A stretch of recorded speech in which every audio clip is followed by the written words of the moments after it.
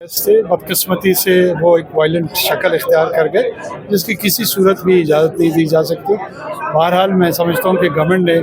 Timely intervene کر کے جو علماء کرام تھے، خصوصی طور پہ جو اہل تشیع علماء کرام تھے، ان کو بڑا مثبت کردار رہا، اور انہوں نے ظاہر ہے لوگ سمجھ سکتے ہیں کہ نوجوانان ہیں، وہ تقلید میں ہیں، ان کی غم و غصہ ہے اس کے حوالے سے، لیکن اس کا قطعاً مطلب یہ نہیں ہے کہ آپ اپنے ملک کو، اپنے اداروں کو، اپنی عمارتوں کو، اپنی عزت کو، اپنے وقار کو داؤ پہ لگا لیں۔ نہ تو امریکہ کا، نہ اسرائیل کا، نہ کسی اور کا کوئی بگاڑ نہیں سکا، نہ بگڑا ہے اس قسم کے احتجاج سے۔ تو جو مہذب دنیا میں طریقہ کار ہے اسی کو مد نظر رکھتے ہوئے ہمیں اس میں ضرور پیسفل انداز میں وہ پروٹیسٹ جو ہے وہ ان کا حق ہے، وہ کرنا چاہیے۔ سر، ایک اور سوال یہ ہے کہ مڈل ایسٹ میں جو آن گوئنگ سچویشن ہے، یہ آپ کیا دیکھ رہے ہیں کہ اس سے کتنے لیول پہ نقصان ہوگا اور پاکستان کو اس پہ کیا افیکٹ؟ دیکھیے جی، اس میں خصوصی طور پہ میں سمجھتا ہوں جس طرح ایران اس کو پورے انگلف کر رہے ہیں ریجنل اپروچ کے تحت، اور عرب ممالک خصوصی طور پہ ہمارے برادر ملک ہیں، ہمارے بہت سیاسی، ثقافتی، تاریخی تعلقات ہیں ان کے ساتھ، ہم کسی طور پہ بھی یہ ہمارے نہ مفاد میں ہے نہ حق میں ہے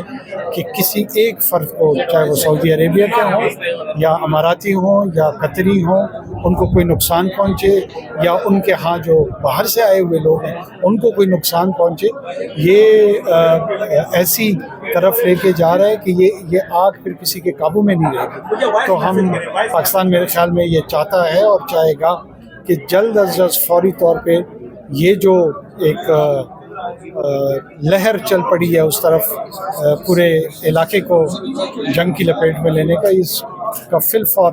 اس کا خاتمہ ہونا چاہیے۔ اچھا سر، آپ فارن پالیسی سے بخوبی واقف ہے۔ پاکستان کی فارن پالیسی کے مطابق پاکستان کو اس وقت کیا سٹینڈ لینا چاہیے؟ پاکستان کو جو سٹینڈ لینا چاہیے وہ اس نے لیا ہوا ہے، اور میرے خیال میں پاکستان نے ایران پہ جو حملہ ہے امریکی اور اسرائیلی، اس کی مذمت کی ہے، اس کے مخالفت میں یونائٹڈ نیشنز کے فورم پہ بھی بولا ہے، اور ایٹ دا سیم ٹائم ہمارے لیے چیلنج یہ ہے کہ جو ہمارے عرب ممالک ہیں وہ ہمارے برادر ممالک ہیں، ان کا ہمارے ساتھ deep spiritual, economic, historical relations ہیں۔ ہم کسی صورت بھی یہ برداشت نہیں کر سکتے، یہ افورڈ نہیں کر سکتے کہ کوئی سعودی کے، اماراتیوں کے، قطریوں کے، کویتیوں، کوئی بھی ان میں سے ان کی جانوں کو خطرہ ہو، ان کی املاک کو خطرہ ہو۔ تو ہر صورت میں یہ جو پھیلنا ہے جنگ کا، اس کی رکاوٹ میں میرے خیال میں پرائم منسٹر صاحب نے تمام جو سربراہان ہیں گلف ممالک کے، ان سے بھی بات کی ہے، فیلڈ مارشل صاحب بھی اس میں بیک گراؤنڈ میں ان کی اپنی ایکٹیویٹیز جو ریلیونٹ لوگ ہیں ان کے ساتھ چل رہی ہیں۔ تو مجھے امید ہے کہ چند دنوں میں حالات کچھ بہتری کی طرف جائیں گے۔ سر، یہ تیسری عالمی جنگ ہے، آپ کو کیا لگتا ہے؟ اور امریکہ تو سیز فائر کے لیے کہہ رہا ہے لیکن ایران نہیں آ رہا، تو ایران کے ساتھ